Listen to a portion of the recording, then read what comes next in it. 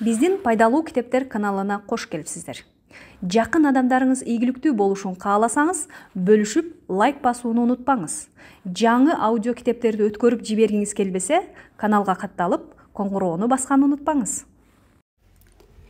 4-бөлүм. Кыйын учурда жол башчылык кылуу. Кыйын учурларда жол башчылык кылып көрдүңөр беле? Мен жашоомдо көптөгөн кооптуу жагдайларга туш болдум. Ошентсе да андай учурлар менин жакшы гана жактарымды ачты десем жаңылышпайм. Бул бөлүм кыйын учурлар адамдын лидерлик жөндөмүн такшалтуу үчүн жакшы мүмкүнчүлүк экендигин баяндайт. Жеңишке жетүү, тобокелге баруу. Жол башчы болуу, ар дайым ар кандай кескин кадамдарга баруу, кээде баардыгын тобокелдикке салуу дегенди да түшүндүрөт. Мен жашоомдо бир топ кыйын учурларды башымдан кечирдим. Ошентсе да, Канегасакиден артка чегинүү учурунда армиянын арткы бөлүгүн, Арьеград башкаруу мен үчүн мурун болуп көрбөгөндөй кооптуу жагдайды жаратты. Мен анда өлүмгө жакын болдум. 1570-жылы Нобунага вице-сёгун макамына ээ болуп, өзүнүн негизги аскер базасын Жапониянын борбору Киотого көчүрүп келди. Киотонун түндүк чыгышында 80 чакырым аралыкта Асакура уруусунун Этидзен провинциясы жайгашкан. Башка көптөгөн урууларда эле Асакурада ич-ара араздашуудан чачыранды болуп турган. Аял жандуу болгон уруу башчысы Йошикаге болсо аялдар менен ичимдикке берилип кеткен. Асакура басып алууга даяр болчу. Ошентип 1570-жылдын Чыңкуран айынын 20-сында биз жоокерлерибиз менен Киотодон чыгып 5 күндө Асакура сарайы жайгашкан Канегасакиге жеттик. Сарайды курчоого алдык. Курчоодо калган Асакуранын жоокерлери көпкө каршылык көрсөтө албасына көзүбүз жетип турду. Эртеби кечпи алар багынып берет деп ойлодук. Кансыз басып алуунун жактоочусу катары мен Нобунагага сарайды коргоочулардын жетекчиси Кагетсуне менен жолугуп, багынып берүү шарттарын сүйлөшүүнү сунуштадым. Бирок Кагетсуне көктүгүн көрсөтүп, жолугушуудан баш тартты. Макул, ал келбесе мен барам дедим. Каршылашыбызга жалгыз жана куралсыз баруу абдан кооптуу эле. Кагетсуне жоокерлерине буйрук берип, мени оңой эле өлтүрүп коймок. Бирок мен сарайга жалгыз жана коштоосуз кирүү, аны менен бетме-бет сүйлөшүү аркылуу гана аларды багынып берүүгө ынандыра алмакмын. Мен мындай тайманбас кадам Кагетсунени таң калтырды. Мен анын жоокерлеринин коопсуздугуна кепилдик берүү менен акырындап Канегасакиден чыгып кетүүгө ынандырдым. Жеңиш колубузга тигендей болуп, Киотого кайра кетүү камын көргөнүбүздө тагдыр бизге башка сыноону даярдап койгон экен. Киотодон Этидзенге сапар тартканыбызда коопсуздук максатында Нобунаганын кайын агасы Нагамаса ээлик кылган жерди кесип өткөнбүз. Эки үй бүлөнүн туугандык байланышына ишенип, артка карай жолубузда коопсуз болот деп ишенгенбиз. Капысынан бизге мурун өнөктөшүбүз болгон Нагамасанын бизди сатып, Асакура менен жашуун биригип алгандыгы тууралуу күтүүсүз кабар келди. Эми бизге каршы 2 армия келе жатты. Артка карай башка жол табууга аргасыз болдук. Бул кабар бизге аскердик кеңеш өтүп жаткан маалда келди. Кабарды уккан Нобунаганын жүзү кубарып, колунда кармаган желдеткичи жерге түштү. Ал үн катпай бир топко асмандагы бир чекитти тиктеп туруп калды. Анын тегерегинде отургандар тынсыздана күбүр-шүбүр боло баштады. Башчыбызды минтип сөздөн калганын эч качан көргөн эмес элек. Акыры ал бизди сатып жиберишти деди. Айланада орун алган тынчтыкты бузуп. Мен Киотого барышым керек. Биздин бул жүрүштүн артын ким калып коргойт? Жооп болгон жок. Артка чегинген армиянын артын коргоо эң кооптуу аскердик милдет экендигин бардыгы билишчү. Нобунага үн катпаган вассалдарын жек көрүү менен карады. Эгер каалоочулар жок болсо, анда мен өзүм калып коргойм деп кыйкырды. Мен шашып ордуман секирип туруп, эгер уруксат берсеңиз, мен калып коргоюн дедим. Нобунага бурулуп мени карап, башкаруу сенин колуңда, Хидеёши. Бизди жаман акбалга калтыра көрбө деди. Ал мага атымды атап, чанда гана кайрылчу. Мен анын жүзүнөн экинчи жүз көрүшпөй калышыбыз мүмкүн деген оюн окуй алдым. Ошол эле түнү Нобунага бир нече тандалма самурайлардын коштоосунда жөнөп кетти. Көп өтпөй, алардын артынан Ода армиясынын негизги бөлүгү жолго чыкты. Мен армиянын артын коргоого 700 гана жоокер менен калдым. Бизге каршы душмандын бир нече миң колу келе жаткан. Менин эсебим боюнча, алар таң алды менен келип калышат. Убакыт тар. План түзүүгө бизде болгону бир нече сааттай убакыт бар. Нобунага абан эсен Киотого жеткиче кантип душманды кармап турам. Менин жүрөгүм көкүрөгүмдөн чыгып кетчүдөй болуп дүкүлдөп согуп жатты. Мен өзүмдү кармап батыраак ойлонушум керек. Эсиме кандай согуш болбосун, бардыгы алдоого негизделет деген Кытай чебер аскер жол башчысы Сунзунун айтканы түштү. Мага дароо бир ой келди. Башка генералдар кетип жатканда аскердик желектерин калтырып кетүүсүн суранган. Нобунаганын гүлгө окшогон белгиси түшүрүлгөн бул кооз аскердик штандарттар башкалардан өзгөчө айырмаланып турчу. Мен аларды бир турган жерди айланта бийик бактардын баштарына жакшы көрүнгөндөй кылып илдирдим. Андан кийин Канегасаки сарайынын айланасында жүздөгөн от күйгүздүм. Балбылдап күйгөн оттун жарыгы абада желбиреген байрактарга тийип, алыстан көргөн адамга убактылуу токтогон эбегейсиз чоң аскердин лагерин элестетип турду. Бул амалыбыз ишке ашты. Жер дүңгүрөткөн жер көчкүдөй кирип келген душмандын аттарынын дүбүртү кулабызга мына жеткенде, алар капыстан жапырт токтоду.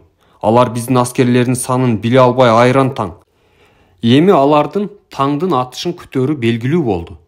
Таң атып күн чыкты. Жасалма армиянын элесине алданган түшүнгөн душмандын жоокерлери ачуу кыйгырык менен чабуулду баштады.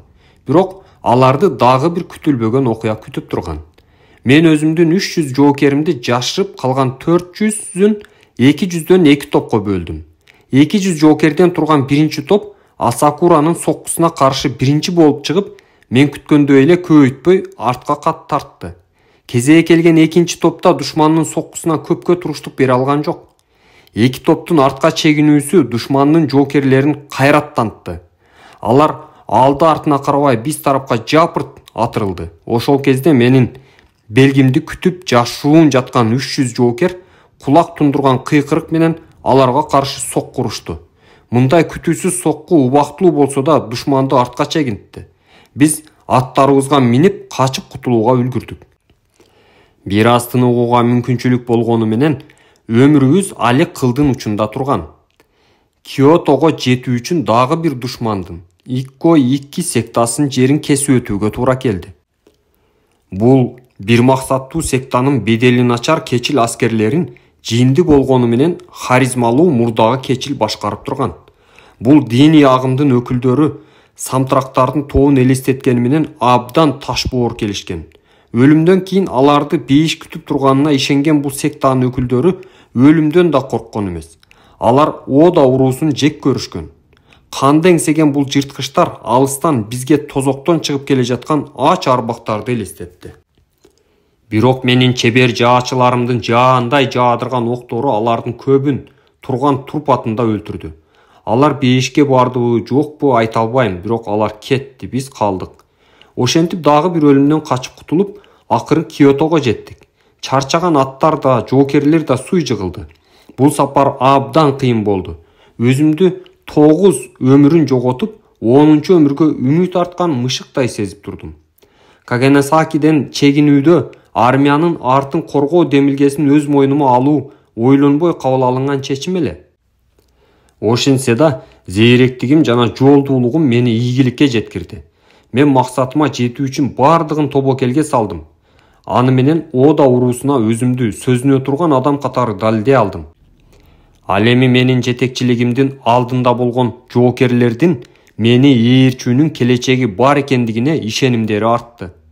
Мен аман эсен келгендигим тууралуу кабар Нобунаганы абдан кубандырды. Ошентсе да анын алдындагы ак сөөктүүлүгү менен сыймыктанган кээ бир генералдар менин мындай эрдигимди да, ийгилигимди да жактырышкан жок. Алардын алдында мен дайыма жөнөкөй гана дыйкан болчумун.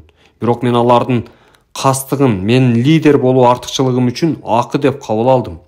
Мен барууга даяр тобокелдиктерге салыштырмалуу алардын кастыгы мага чиркей чаккандай да эмес эле.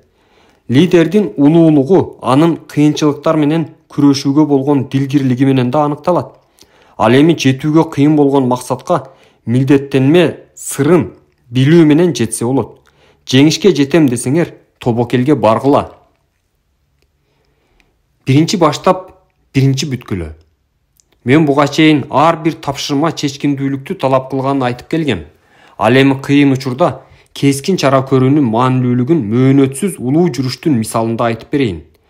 Мөөнөтсүз улуу жүрүштүн себепкери Нобунаганын чыккынчылык менен өлтүргөн Муцихиде болгон. Ал анын биринчи катасы эле. Экинчи катасы өнөктөштөрүнө жөнөткөн кабарчысын туура эмес тандап алгандыгы. Нобунаганы өлтүргөндөн кийин Мицухиде биздин душманыбыз Мори уруусуна бул тууралуу кабар бергени тыңчы жиберген. Мындай кабар биздин душмандын колун бир тоозартмак. Бирок караңгы түндө жолунан адашкан кабарчы Моринин лагеринде биздин лагерге туш болуп колго түштү. Лидерибиздин өлүмү тууралуу кабар мени чагылган ургандай нес кылды. Асманда, жер да сүйбөй турган Мицухиде мындай кылыгына ичим ачышып, өзүмдүн атамды жоготкондой өпкөм көкүрөгүмө батпай өксү ыйлап жаттым. Өзүмө келип чыйыр алдым да Нобунаганын өчүн алууга жана ал баштаган улуу ишти аягына чыгарууга өзүмө өзүм ант бердим. Бирок кантип? Мен жаңы эле Такамацу сарайын сууга чөктүрүп, эми Мори уруусуна каршы акыркы чабуулга аттанып жатпадым беле. Моринин жеңүү Жапониянын бир туунун алдына бириктирүү максатыбыздын чечүүчү кадамы эле. Эми мен Нобунаганын өчүн алуу үчүн тезинен Киотого барышым керек. Бул эки тапшырманы бир учурда кантип аткарам? Таңгамаал кандай багытта аракет кылуу белгилүү болду. Эгер Мори уруусуна Нобунаганын өлүмү тууралуу кабар жетсе, алар кан төгүүсүз багынып берүүдөн баш тартышат. Ошондуктан бул кабарды жашыруун калтырууну чечтим. Тезинен эки тараптуу жарашуу келишимин түздүм. Мори келишимге эртең менен кол коюп берди. Биз да дароо лагерди жыйнап, бурганактаган шамал менен жаанга карабай тезинен Химедзиге сапар тарттык. Күнүнө 110 чакырымдан жол жүрдүк. Ошентип Нобунаганын өчүн алуу үчүн мөөнөтсүз улуу жүрүшкө аттандык. Оданын башка вассалдары Нобунаганын өлүмү тууралуу кабарды укканда өздөрүн жоготуп, чечкиндүү чара көрө алышкан жок. Азыр эстесем, ал суук кабарды уккандан кийин мен чечкиндүү иш аракетим мен лидерликтин туу чокусуна жеткирген чечүүчү фактор болгон экен. Ошентип 25 сааттан ашык тынымсыз жол жүрүүдөн чарчаган мен жоокерлерим Киотонун батыш тарабында жайгашкан Химедзи шаарына келишти. Мен сарайдын казынасын акыркы тыйынына чейин бөлүштүрүп, жоокерлеримди жарым жылда алган акысын бир эле төлөп бердим. Жоокерлеримдин маанайы көтөрүлүп калды. Бир аз тыныгып алгандан кийин Киотого бет алдык. Ал учурда чыккынчы Мицухиде Нобунаганын мурунку башкы кеңсеси жана казынасы жайгашкан Азучи сарайын басып алган экен. Бирок андан кийин ал чоң жаңылыштык жасады. Мицухиде өзүнө ишенген жок. Ал туугандык байланышы бар Хосовако уруусунун колдоосунан үмүт артты. Бирок Нобунаганын Жапониянын бир туунун алдына бириктирүү аракетин колдогон Хосокава Мицухидеге кошулуудан баш тартты. Ишенген колдоо жетпей калган Мицухиде эмне кылар айласын таппай буйдаланып калды. Ал канчалык өзүнө ишенбеген сайын ошончолук кыйроого жакындап жатты. Ал эми Ода уруусунун башка генералдары Нобунаганын 3-чү уулу Нобутака баш болуп, менин өч алуу жүрүшүмө кошулду. Биздин жоокердин саны эми 40 миңге жетти. Бул душмандын жоокеринен 1000 эсеге көп болчу. Мицухиде акыры өзүнүн жоокерлерин Киотонун сыртындагы Ямадзаки деген кичине шаарчанын жанына чогултууну чечти. Нөшөрлөгөн жаанда ал өзүнүн жоокерлерин дарыянын аркы өзүнө жайгаштырып, мен чабуулумду күтүп калды. Ал жакын арадагы токойго бир нече жоокерин жашыруу аракетин көрдү, бирок менин өнөктөштөрүмдүн бири ал жерди эбак эле алып койгон экен. Мицухиденин армиясынын негизги күчү менин генералдарымдын соккусуна туруштук бере алган жок.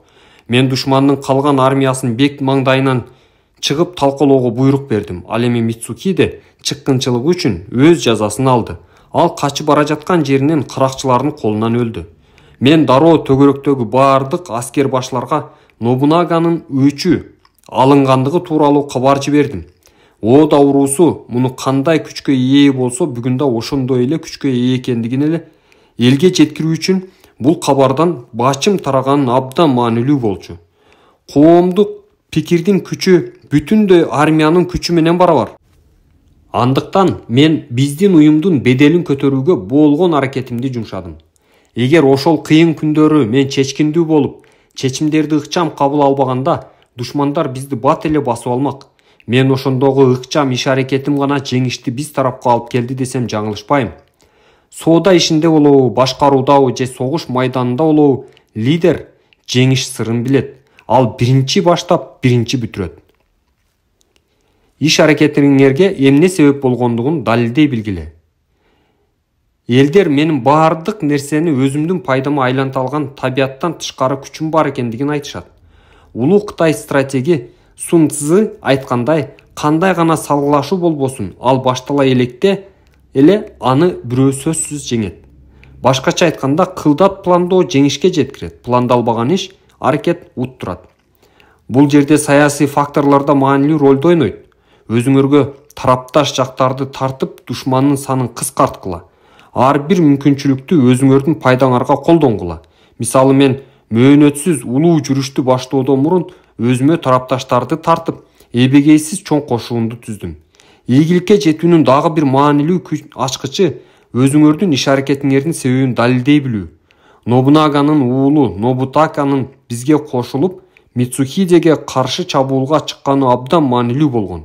Себеби башка күчтөрдү биз тарапка тартууда биз символго муктаж элек. Ал эми Нобутака ал ролго абдан төп келип турду. Анын менин туумдун алдында чабуулга аттанганы жөнөкөй согушту атасынын кунун алууга аттанган уулдун жүрүшүнө айлантты. Эгерде өзүңөргө тарапташтарды тартам десеңер, мейли согушта болобу же соода ишиндеби, адилет сырын билгиле. Иш аракетиңердин себебин далилдегиле. Терс абалды оң алып алга айландыра билгиле. Албетте, биз маңдайыбызга жазылган тагдырдан башканы тандай албайбыз.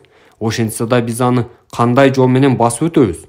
Ал жолдо кандай ийгиликтерди багынталабыз? Биздин тандообуз лидер, чоң кеменин капитаны. Албетте, ал океандын чоң толкундарын башкара албайт, бирок ал кеменин багытын туура тандап, башкалардын коопсуздугун камсыздоо менен бирге максаттуу жерге да жеткирет. Мицухиде өлдү. Чыккынчылык менен өлтүрүлгөн жол башчыбыз Нобунаганын куну алынды. А бирок Ода уруусунун кемеси дал ошол тынчы жок океанда капитансыз калды. Мөөнөтсүз улуу жүрүштөн кийин менин аброюм көтөрүлдү. Мен көпчүлүктүн көзүндө Ода уруусунун чыныгы лидери болдум. Себеби Мицухидеге каршы жүрүштө Нобунаганын 3-чү уулу Нобутака символикалык лидер болуп бергени менен жүрүш менин планым жана жетекчилигимдин алдында ишке ашырылган. Көпчүлүк мени лидер катары кабыл алышты. Мен да ошондой болоюн дедим. Бирок мен генерал болгонум менен менин жупуну тегим Нобунаганын орун басары болууга жол бербейт эле. Анын үстүнө мындай учурду анын 2 уулу Нобукатсу менен Нобутака күтүп жүрүшкөн.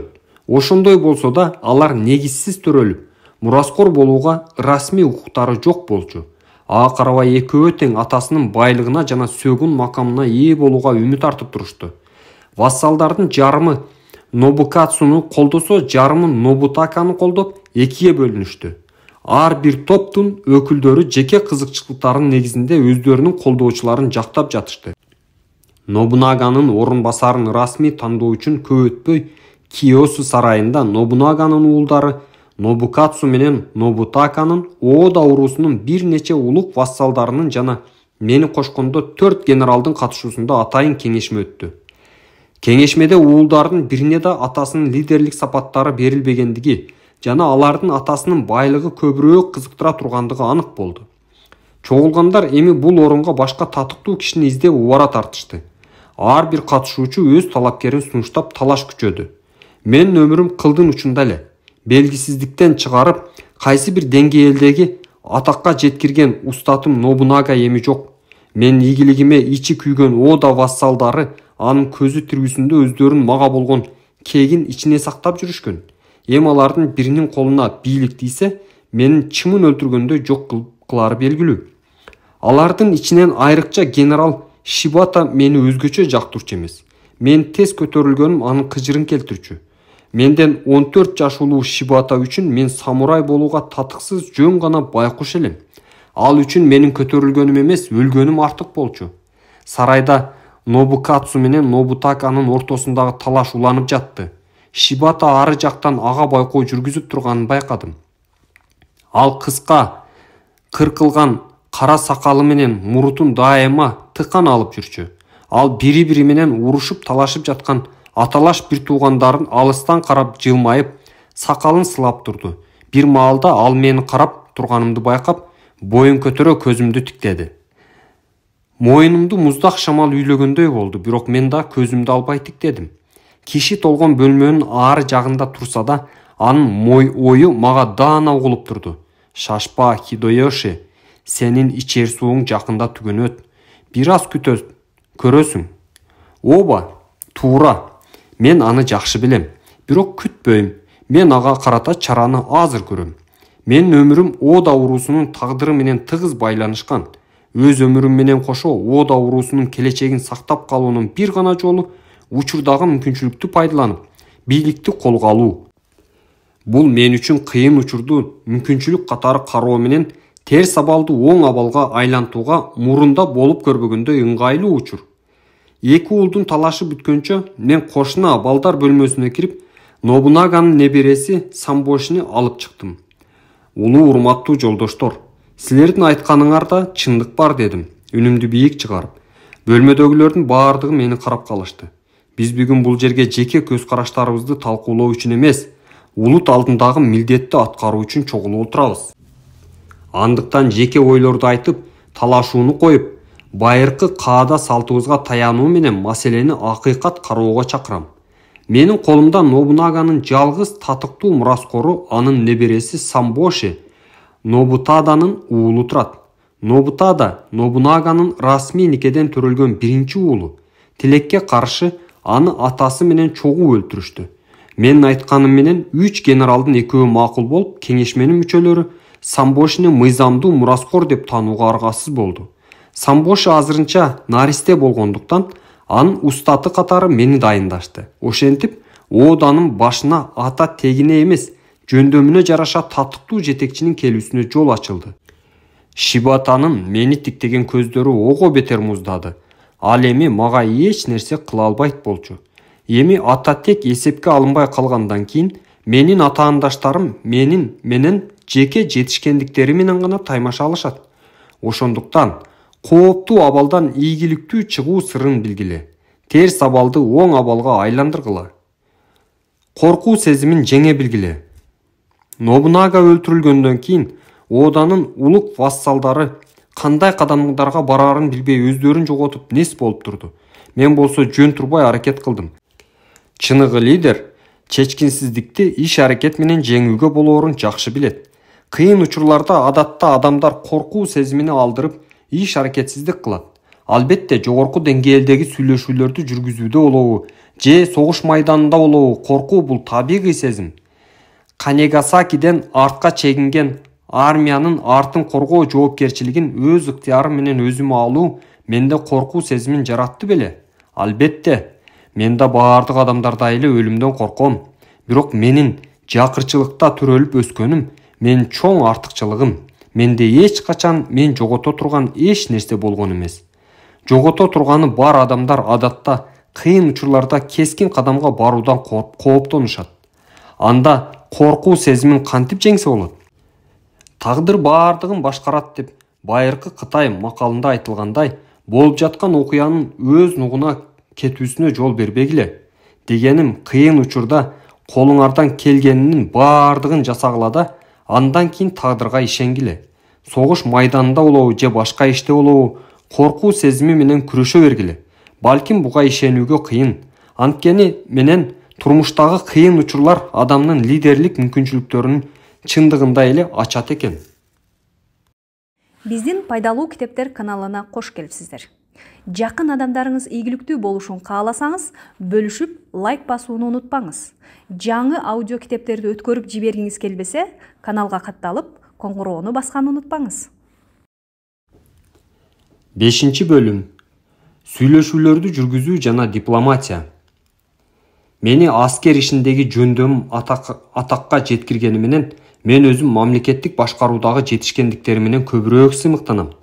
Мен үчүн согушка караганда дипломатия маанилүү. Мени көптөгөн кан төгүүсүз жеңиштерим үчүн Жапониянын тарыхындагы эң мыкты дипломат деп атагандар бар. Эгер атаандаштарыңар менен күч колдонуусуз келишүүнү кааласаңар, менин ыкмам пайдалуу. Алуудан мурун бергиле. Мен адамдар менен мамиле түзө билүү жөндөмүм аркылуу сүйлөшүү жүргүзүүнүн мыкты устаты болдум. Селсаяк болуп каңгып жүргөн күндөрүм мен акылыма гана таянып жашоону үйрөттү. Ошону менен кошо адамдардын ички дүйнөсүн терең түшүнүүгө жардам берди. Мен өзүмдүн муктаждыктарыман мурун башкалардын муктаждыктарын канааттандыруу менен гана өзүмдүн акбалымды жакшыта ала турганымды түшүндүм. Бул мага жашоодон алган маанилүү сабак болду. Бир караганда мындай философиялык принцип өтө жөнөкөй туюлганы менен иш жүзүндө башкача. Байкасаңар, өзүн башка адамдардын ордуна коюп, жашоону анын көзү менен карай алгандар абдан аз. Бул философиялык принципти колдонуу анчалык деле кыйынчылыкты жаратпайт.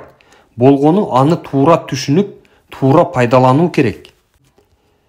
Мисалы, мен качан болбосун мага шериктеш болууга ылайыктуу тарапты жолуктурганда, мен өзүмө анын көңүлүн кантип бурам деген суроону берем. Ага жоопту тапкандан кийин аны сөзсүз аткарам. Алганды билсең, бергенди да бил деген бар. Бул принципти бардыгы эле билсе керек. Башкалар үчүн эмне жасай аласыңар, ошого басым жасоо маанилүү. Өзүнө өнөктөштөрдү тартууда лидер биринчи кезекте алардын муктаждыктарын канааттандырууга аракет жасаш керек. Бирок алар эмнеге муктаж экендигин кантип билүүгө болот? Албетте, буга жоопту алуу каалаганың эмне деген жөнөкөй суроону берүү менен эле чектелип калбайт. Ага жооптун ачкычы эки жөнөкөй кадамдан турат. Биринчиси, өзүңөрдү ал адамдын ордуна коюп, абалга анын көз карашы менен баа бергиле. Экинчиси, ал адамдын айткандарын кунт коюп уккула. Ушул эки жөнөкөй кадамды аткаруу менен силер ал адамдын каалоосун биле аласыңар. Бул ыкманы мыкты өздөштүргөн адам гана анын баалуулугун же тарапташтар же каршылаштар менен иш алып барганда билет. Мисал катары, менин улуу Чосокабе уруусунун лидери Моточика менен болгон жолугушуумду карап көрөлү. Моточика өзүнчө эр жүрөктүүлүгү менен белгилүү бүтүндөй Шикоку аралын басып алган дасыккан самурай. Ал эми Жапонияны бир туунун алдына бириктирүү максатын ишке ашыруу үчүн менде анын жерин багынтуудан башка айла жок болчу. Адаттагыдай эле мен биринчи кезекте дипломатия жолу менен кайрылууну туура көрдүм. Мен Моточикага эгер ал өз каалоосу менен мен тарапка өтө турган болсо, анда ал өз жериндеги бийлигин сактап каларын билдирдим. Бул Жапон аскер ишинин тарыхында болуп көрбөгөн сунуш эле. Бирок мен өзүмдү Моточиканын ордуна коюу менен анын көп аракет менен басып алган жеринде өз бийлигин сактап калуу каалоосун түшүндүм. Мындай сунушту алдын ала билдирүү менен мен Моточиканын акыркы жоокери жан бергиче күрөшүүгө аттануу ыктымалдуулугун дароо төмөндөттүм. Ошентсе да, Моточика багынып берүүгө даяр эмес эле. Мен ага сыйлык берүүнү сунуштадым. Ал ага да макул болгон жок. Акыры күч колдонууга туура келди. Моточиканын сарайына 120 000 жоокерди жибердим. Мындай эбегейсиз чоң күчтү жиберүүнүн максаты каршылык көрсөтүүнүн пайдасыздыгын көрсөтүү менен кан төгүүнүн алдын алуу болгон. Максатыбыз ишке ашты. Моточика бул үмүтсүз күрөштө алсыздыгын түшүнүп, багынып берүүгө макул болду. Мен өз сөзүмө туруп, аны өз жеринде бийлигин жүргүзүүгө калтырдым. Менин мындай мамилеме абдан ыраазы болгон Моточика кийин менин ишеничтүү вассалыма айланды. Жеңилгендерге да, жеңиле тургандарга да өнөктөштөгүдөй сый мамиле жасоо менен мен Жапониянын 4 аралын кан төгүүсүз багындыра алдым. Каршылаштарымдын ордуна өзүмдү кое билүү мага алардын каалоосун түшүнүп, аны аткарууга жардам берди. Чыныгы лидер алышуу, беришүү сырын жакшы билет. Алуудан мурун бергенди билгиле. Кечиримдүү болгула. Чыныгы лидер душмандарынын артынан сая түшүп, өзүнүн үстөмдүгүн көрсөтүү менен аларды басып алуу максатын көздөйбү? Жок. Ал өзүн душманынын ордуна коюу менен абалга баа берип, ага жараша иш аракет кылат. Күч колдонуу ал үчүн аргасыз чара. Кюшу аралын багындыруу жүрүшүндө мен Моточикага сунуштаганда эле аралдын башкаруучусу Йошихисага багынып берүү сунушун билдирдим. Йошихиса Шимадзу уруусунун лидери. Кюшу аралын толугу менен өзүнө каратып алган айбаттуу армиянын аскер башы болгон Йошихисанын аты бүтүндөй аралга белгилүү болчу. Мен ага багынып берүү сунушун бир нече жолу жибердим. Андан жооп болбогондон кийин мен аралга чабуул жасоого аттандым. Чабуулдун алдында мен Кюшу жада калса кооптуу болгон Сацумага да соодагерлердин кейпин кийген тыңчыларды жибердим. Ал жерден тыңчылардын көбү кайра келбей калган учурлар да болду. Алар Шимадзу уруусунун ич ара мамилелери тууралуу, өзгөчө үй бүлө ичиндеги туруктуулук, жетекчилер менен вассалдардын мамилеси, алардын өнөктөштөрү жана каршылаштары менен болгон тирешүүсү жана алардын географиялык түзүлүшү тууралуу көбүрөөк маалыматтарды билип келүүлөрү керек эле. Мындан тышкары тыңчылар аралда жашаган башка уруулар тууралуу да маалымат чогултушту. Алардын чептеринин картасын кагазга түшүрүп, жоокерлердин санын эсептешти. Шимадзу менен мамилесин изилдешти. Тыңчылардан тиешелүү маалыматты толук алгандан кийин гана мен чабуулга аттандым. Муну менен кабары жок кээ бир тарыхчылар менин мындай кадамымды шашылыш көрүлгөн чара деп сүрөттөшкөнү менен чындыгында ал кылдат изилдөөгө негизделген эле. Йошихиса өзүнүн генералдарынын арасында таасирдүү жана атак даңкты сүйүүчү Акидзуки аттуу аскер башчысына көбүрөөк ишеним артчу. Мен тыңчыларым мага анын бардык вассалдары акырына чейин каршы турууга чакырып жаткандыгын айтышты. Каршылаштарыбыздын мындай эң агрессивдүү бөлүгүн жок кылуу үчүн мен дал ошол Акидзукиден баштоону чечтим. Генерал Акидзукинин армиясы татыктуу согушту, бирок сан жагынан эң эле аздык кылгандыктан бат эле колго түштү. Анын сарайы толугу менен курчоого алынгандан кийин ал дароо менин алдыма келип багына тургандыгын билдирди. Менин өмүрүм сиздин колуңузда. Сиздин буйругуңуз менен өзүмдү өзүм өлтүрүүгө даярмын, деди ал чечкиндүү үнү менен.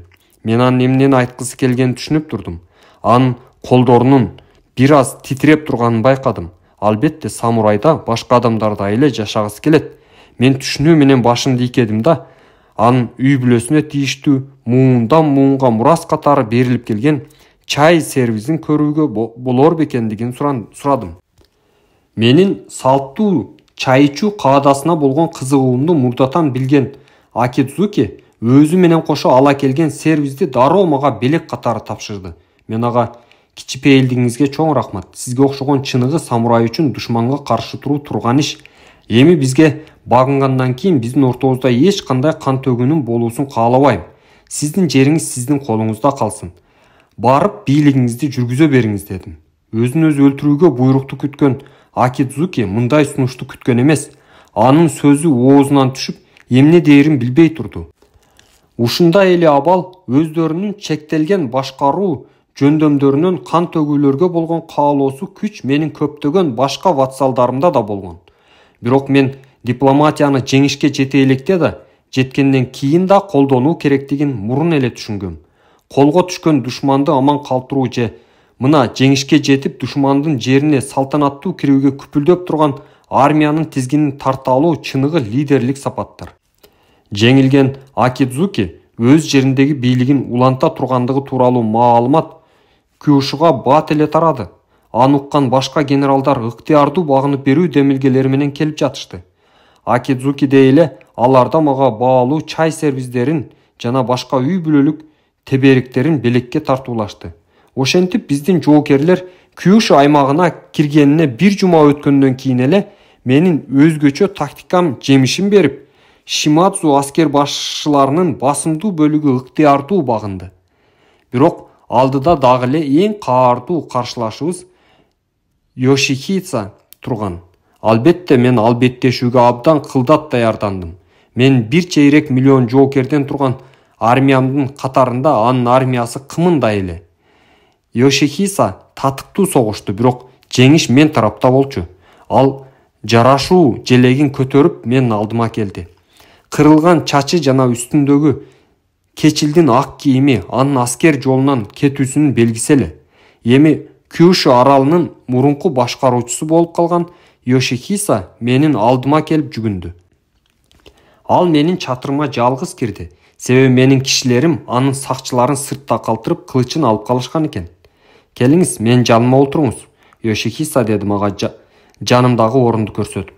Кол күрөш өнөрүн мыкты өздөштүргөн кубаттуу самурай Йошихиса мындан 1 саат мурун менин чоң душманым болчу. Аны билип турсам да, мен өзүмдүн кылычымды чечип, ал оңой жете ала турган жерге койдум. Мен сакчыларым сиздин куралыңызды алып койгондугу үчүн кечирим сурайм. Кээде алар ушинтип өздөрүнүн милдетинен аша чаап кетишет. Мен аларга эскертүү берүүм керек экен. Азырынча менин кылычымды алып турсаңыз болот дедим. Мен жерде жаткан кылычымды карап. Йошихиса кыймылсыз турду. Мен сөзүмдү уланттым. Самурай кодексине ылайык сиз өлүшүңүз керек. Муну экөөбүз тең билебиз. Ошентсе да заман өзгөрөт экен. Эгер мен Жапонияны жаңы күнгө даярдай турган болсом, мага кол керек. Ишенип коюңуз, Йошихиса, ал күн жакын калды дедим, эңкее анын көзүнө тиктей карап. Сиздин ал күндү көрбөй калганыңыз өкүнүчтүү болмок. Анын үстүнө бир согуш майданында жеңип алган үчүн эле улуу Шимадзи уруусунун лидерин жок кылсам, мен көрмө жеткиче уят болмокмун дедим башымды көтөрүп. Мен максатым өлтүрүү эмес, жөн гана каршы чыккандарга мага кошулууга мүмкүнчүлүк берүү. Генерал Йошихиса, сиздин багынып бергениңиз жана өкүнгөндүгүңүз үчүн мен сиздин өмүрүңүздү сактап калууну чечтим. Ошондуктан сиз өз жериңизде бийлигиңизди мурункудай эле жүргүзө берсеңиз болот. Сөзүмдү жыйынтыктадым. Йошихиса бир топко эмне дээрин билбей үнсүз турду. Андан кийин ал кыска гана "Мен сизге чексиз ыраазымын" деди. Ошол күндөн тартып ал мага эң ишенимдүү тарапташ болду. Тарыхчылар жеңилген душмандарга карата менин кечиримдүүлүгүмдү өзгөчө белгилешет. Ошондой болгону менен менин андай иш-аракетимдин иш жүзүндөгү башка максаты да бар эле. Кечиримдүүлүккө барбаганда мен алыскы аймактарды кантип башкармакмын? Албетте, Шимадзи уруусун жок кылуу колдон келмек, бирок алардын ордуна ким келет? Алардын деңгээлиндеги таасирдүү жана татыктуу уруунун өкүлдөрүн таба алмак эмесмин. Ал эми тартипти сактоо үчүн ар бир басып алган жерге өзүмдүн жоокерлеримди жайгаштыруу мен үчүн эң эле кымбатка турмак. Өзүңөргө катуу, башкаларга кечиримдүү болгула. Кечиримдүүлүк ишенимди жаратат. Ошондуктан айкөлдүк сырын билгиле. Биринчи болуп кечиргиле. Бирөөнүн ишенимине ээ болуу үчүн алгач ага ишеним көрсөткүлө. Башкаларга ишенүү мага кандай гана күч берерин түшүнгөндөн кийин каршылаштарыма жан сакчыларсыз жалгыз баруу мен үчүн кооптуу болбой калды. Аны мен Киотонун түндүк чыгышындагы Ичиго провинциясына ээлик кылган Усуги уруусунун лидери Кагекатсуга жолугууга барганда түшүндүм. Ошол кезде Кагекатсудан ашкан жогорку адеп ахлактык сапаттарга ээ жоокер жок болчу. Ал сапаттар Уэсуги уруусунун лидерлерине гана таандык муундан муунга өткөрүлүп берилген баалуу мурастай эле. Кагетсаки экөөбүз дос катары чабарман аркылуу кабарлашып турганыбыз менен эч качан бетме-бет жолугушуп көргөн эмеспиз. Эми мен анын мага же шериктеш болуп кошулаарын, же душман болуп чабышаарын билишим керек эле. Кагетсакидай аскер ишин мыкты билген чебер жол башчы менен кармашуу бир топ жылды жана кан төгүүнү талап кылаары белгилүү болчу. Андыктан мен бул ишти бир нече күндүн ичинде бүтүрүүнү чечтим. Кагетсакинин ишенимине ээ болуу үчүн мен да ага ошондой эле ишеним көрсөтүүм керек. Мен жашыруун ат менен 10 чакты кишинин коштоосунда Ичиго менен Этчу аймактарынын чек арасына жол тарттым. Чек аранын эки аймакты бириктирген ар бир адам өзү үчүн деп аталган белгилүү жалгыз аяк таштак жол менен кесип өттүк. Өзгөчө кышкысын деңиздин албууттанган толкундары тынымсыз жууп турган бул аскалуу капчыгайды ашып өтүү абдан кыйын. Ашуунун соңунда Кагетсакунун ишенимдүү кишиси Суганын жетекчилиги алдында чек ара чеби жайгашкан экен. Мен өзүмдүн атымды атабай Хидеошинин элчисине сарайга кирүүгө уруксат берүүсүн сурап, чептин жетекчиси Сугага чабарман жибердим. Албетте ал уруксат бербеген соң мен чабарманым анын биздин лагерге келип кетүүгө көндүрдү. Анын алдында маймыл падышанын өзү турганын көргөн Суганын оозунан сөзү түштү. Мен ага: "Мен Хидеоши, Кагетсаку мырза менен сүйлөшө турган маанилүү ишим бар. Мени анын штабына өткөрүп коюңарды суранам дедим. Сиздин аброюңуз көпчүлүктүн көз алдында, сиздин келгениңиз биз үчүн чоң сыймык. Ошентсе да сиздин өтүнүчүңүздү аткарууга менин укугум жок. Аны Кагетсаку мырза гана чече алат. Ошондуктан мен сиздин өтүнүчүңүздү ага жеткирейин. Андан жооп келери менен сизге билдирем. Ал эми жооп келгенче мен силерге мындан ары кирүүгө уруксат бере албайм. Эгерде күч менен кире турган болсоңор, силерди токтотуу үчүн өмүрүмдү берүүгө даярмын, деди Суга. Мыкты айтылган сөз. Кагетсакунун деми байкалып турат. Сиздин жол башчыңызга болгон берилгендигиңиз мени сыймыктандырат.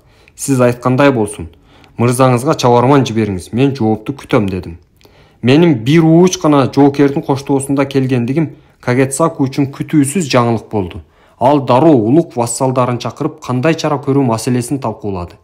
Анын кеңешчилеринин көбү мени өлтүрүүнү сунуштады. Аны менен алар эшиктин алдына өзү келип колго түшкөн эң чоң душмандан жеңил кутулушмак. Ошенткени менен алардын ичинен Наоэ аттуу бир жаш самурай көпчүлүктүн сунушуна каршы оюн билдирди. Хидеёшинин биздин алдыбызга колсуз келип турганын алсыздыктын белгиси эмес. Мындай иш анын биздин жол башчыбыз Кагетсакуга көрсөткөн терең сый-урматын билдирет. Ал башка адамдын алдына мындай тобокелчиликке бармак эмес. Ал биздин жол башчыбыздын беделин сыйлагандыгы жана бизге ишенгендиги үчүн гана ушундай кадамга барды.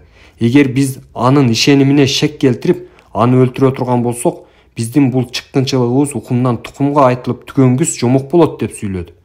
Өлтүрүү сунушун берген кеңешчилер жер карап туруп калышты. Наоэ сөзүн улантты. Биздин жол башчыбыз айкөлдүккө айкөлдүк менен жооп бергени дурус. Хидеёши менен жолугуп сүйлөшүү аркылуу бир чечимге келүү жагын карап көрөлү. Эгер сөз менен келише албасак, кылыч менен чабышууга да жетишербиз. Бирок ал өзүнүн жерине аман эсен жеткенден кийин гана, деп сөзүн жыйынтыктады. Кагетсаку Наоэнин айтканын колдоп, жолугушууга 15 гана жалдоочусун коштоосунда келди. Биз бири-бирибизди түшүнүп бат эле келиштик. Сүйлөшүүлөрдүн жыйынтыгына канааттанган Кагетсаку бизди жеке өзү узатып, ар бир адам өзү үчүн деген ашуудан өткөрүп, кайра артка кайтты. Кийин тарыхчылардын бири Хидеёшинин мындай кадамы анын ак ниеттүүлүгүн мүнөздөйт. Ал өзүнүн каршылашына жансакчыларсыз барат деп эч ким ойлогон эмес.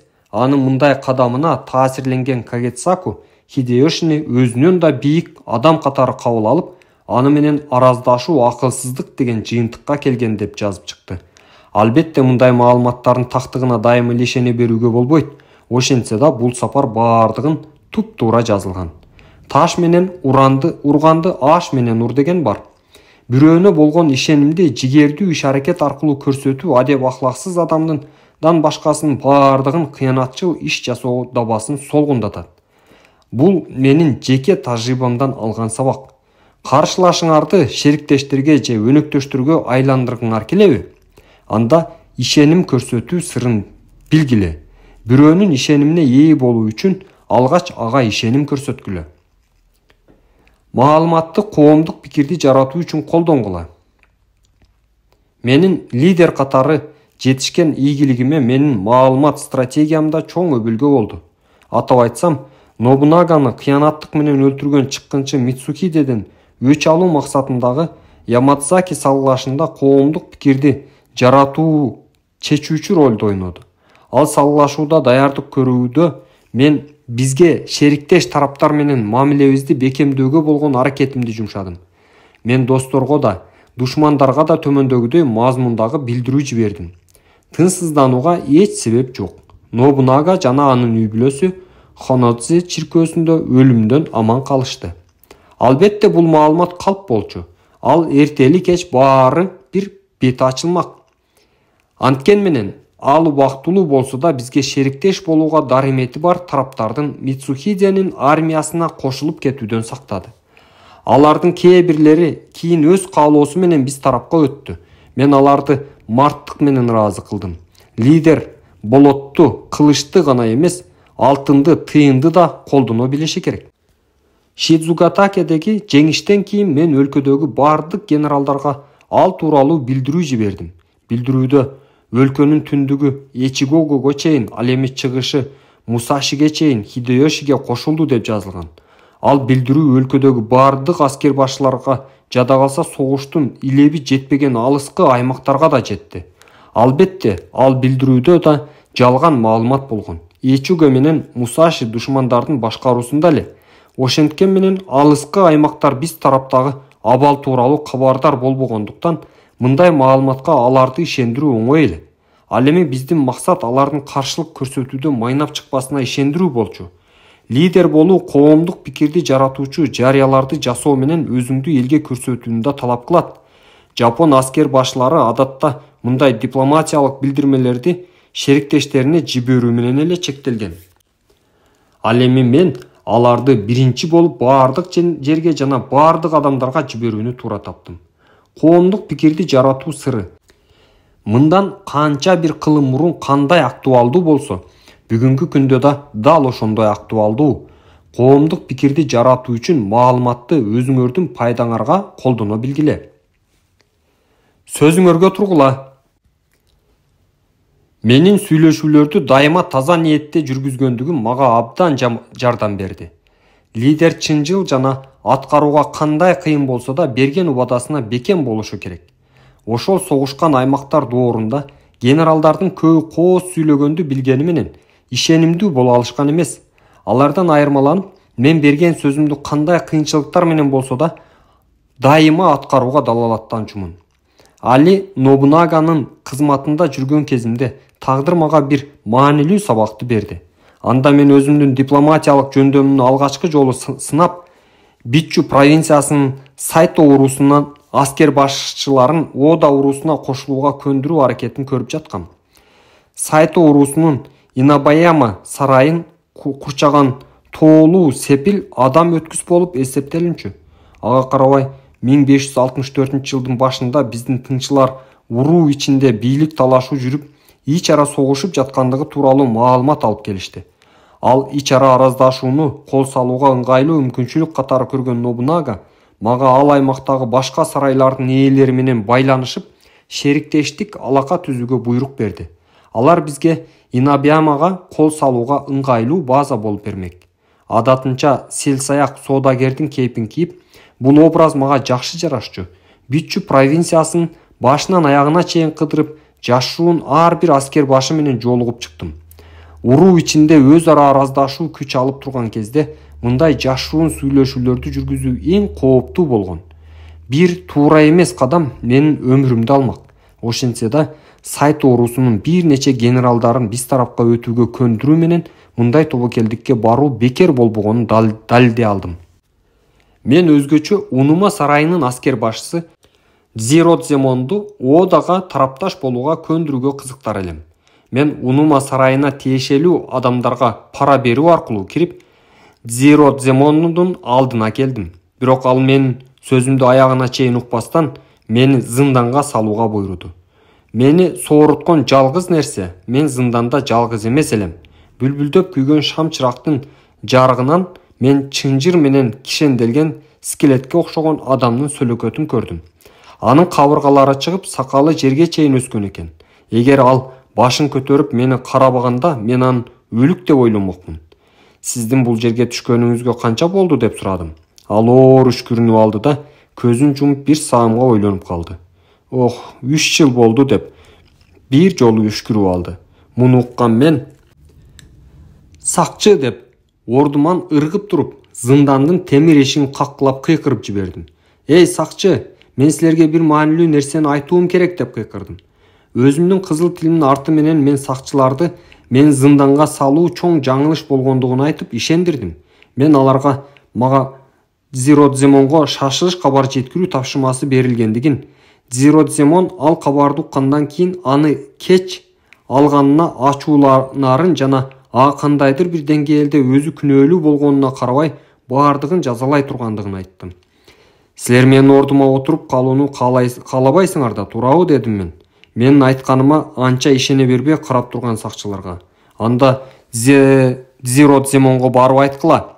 Мен аны менен тезинен жолугуум керек. Бактыма жараша Сайто лидери менен болгон экинчи жолугушуум биринчисине караганда жакшы өттү. Үнүм бүткүчө сүйлөп жатып, акыры анын өзүнүн аймагынын башкаруучусу катары калтыруу шарты менен Ода тарапка өтүүгө көндүрдүм. Биз аны менен чогуу Киоси сарайына келдик. Өзүнүн жаңы вассалын кубаныч менен тосуп алчу Нобунага тескерисинче ойго келбеген чечим менен мен акыйкаттыкка болгон терең ишенимге доо кетирди. Дзиродземонду муздак кабыл алгандан кийин ал мени кошуна бөлмөгө чакырып алып, Дзиродземон дүйнөгө аты чыккан аскер ардагери, ал бизге чын эле шериктеш болот деп ойлойсуңбу? Эгер ал эр жүрөк болгондо бизге кошулууга макул болмок эмес. Эгер ал корккон болсо, анда анын пайдасы жок. Ким билет, ал кайсы күнү дагы бир башка тарапка өтүп кетерин. Аны өлтүрүү керек деди. Нобунаганын текебер жана өзгөрмө мүнөзүнө көнүп калган болсом дагы, анын бул буйругу мени айран таң калтырды. Жаңы эле бизге кошулууга эптеп көндүргөн, өз каалоосу менен мени коштоп, өзүңүздүн алдыңызга жакшы ниет менен келген кишини мен кантип өлтүрөм деп каршылык көрсөттүм. Дзиродземонду өлтүрүү менен биз Сайото уруусунун башка аскер башларын бизге кошулууга көндүрө албайбыз. Дараметтүү шериктеш тарапташтар менен болгон мамилебизге доо кетиши мүмкүн. Алар бизге кошулуунун ордуна акырына чейин күрөшүүгө барышат. Сиздин сунушуңуз биздин урууга эч кандай жакшылык алып келбейт дедим. Тилекке каршы менин айткандарым ага таасир берген жок. Бүгүн сенин сөзүңдү укканга маанайым жок, маймыл. Сен Дзиродземонду өлтүрөсүң дедим. Эки жолу берилген буйрукту андан ары талашуу эки кишинин башын алуу менен жыйынтыкталары толук мүмкүн эле. Ода уруусуна кызмат өтүүдө буга чейин мындай каршылык көрсөтүүлөр башыман көп эле жолу өткөн болсо да, өз лидерим менен эч качан кайчы пикирде болгон эмесмин. Ал кезде уруу ичинде менин макамым салыштырмалуу төмөн болчу. Мага кийинчерээк ыйгарылган Нобунаганын ишенимдүү кишиси макамына да ээ боло элек болчумун. Анткен менен Нобунага менин кеңештеримдин көбүн эсе кабыл алчу. Эми минтип же берген сөзүмдү бузуп күнөөсү жок адамды өлтүрө албай, же өзүмдүн өмүрүмдү тобокелге салып лидеримдин буйругун аткарбай кое албай айлам кетип турду. Оюм экиге бөлүнүп, бул туңгуюктан чыгуунун 3-чү жолун издеп пушайман болдум. Ошол түнү мен Дзиродземон уктаган конок бөлмөсүнө жашыруун кирип, ага, мен сизге эгер биз тарапка өз ыктыярыңыз менен кошулсаңыз, башыңыздан бир тал чач түшпөсүнө сөз бергем деп шыбырадым. Бирок кандайдыр бир себептерден улам Нобунага сизди өлтүрүүгө буйрук берди. Мен жол башчымдын буйругун аткарбай кое албайм. Ошол эле учурда сизге берген сөзүмдү да буза албайм. Менин бир гана жолум бар. Сиздин өмүрүңүздүн ордуна өзүмдүкүн берүүм керек. Эгер сиз мени өлтүрсөңүз, Нобунага мени анын буйругун аткарып жатып өлдү деп ойлойт. Сиз качып кутуласыз. Мен болсо сөзүмдү кармаган болом дедим. Менин сөздөрүмө таң болгон Дзиродземон бир саамга унчукпай туруп калды. Андан кийин өзүңүздүн өмүрүңүздү менин өмүрүмдү сактап калуу үчүн берүү сиздин тартип деңгээлиңиздин жогорулугунун белгиси. Ошентсе да мен сиздин өтүнүчүңүздү аткара албайм.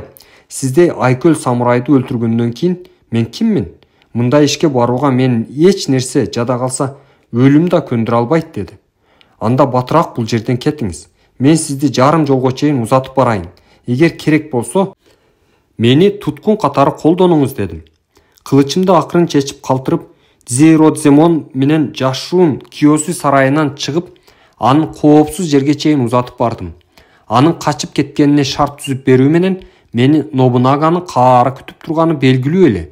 Ал кечирилгис күнөөм үчүн өзүмдүн курсагымды өзүм кесип, сеппуку каадасын аткарууга буйрук бермек. Андан кийин башка самурай мен башымды кесмек. Бирок менин өлүмүмдөн кандай пайда болмок?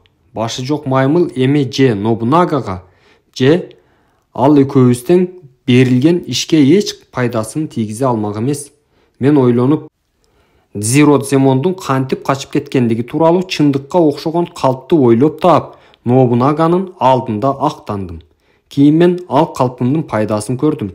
Сөзүнө туруу үчүн өз өмүрүн тобокелге салган Нобунаганын вассалы тууралуу уламыш ооздон оозго өтүп бардык жерге тарады. Элдин алдында аброюм көтөрүлдү. Жада калса кээ бир мыкты самурайлар менин вассалым болуу каалоолорун билдиришти. Бул окуядан кийин менин тараптар менен жүргүзгөн сүйлөшүүлөрүм ийгиликтүү болду. Биччу провинциясындагы эң маанилүү 4 сарай биринин артынан бири Ода уруусунун тарабына өттү. чыныгы лидердин иш аракети адеп ахлактык принциптерге негизделет. Шериктештерди багындыруу үчүн чынчылдык сырын билгиле, сөзүңөргө тургула. Согушкан аймактардын доорунун аягы. Нобунага таасирдүү лидер жана мыкты устат болду. Бирок анын мамлекеттик башкаруучуга мүнөздүү сүйлөшүүлөрдү жүргүзүү жана дипломатиялык мамиле түзүү жөндөмү жок эле. Ал жерлерди күч менен басып алып, элди коркутуу аркылуу башкарды. Нобунага өлгөндөн кийинки 3 жылдын ичинде мен анын эч кандай таасири болбогон Жапониянын эң калктуу жана бай бөлүгүн жана ага кошуп 60 000 чарчы километрден ашык аймакты багындырдым. Күч менен коркутууга негизделген башкаруудан сүйлөшүүлөр менен дипломатияга негизделген лидерлик жогору турарын далилдей турган мындан ашык эмне бар? Согушкан аймактардын доору бүттү. Жаңы доордун тартиби чабышуу эмес, ал дипломатия. Эртеңки күндүн лидери соода ишинде болобу, же коомдук иште болобу, жада калса аскер ишинде да жоокер болбойт. Ал мамлекеттик ишмер болот.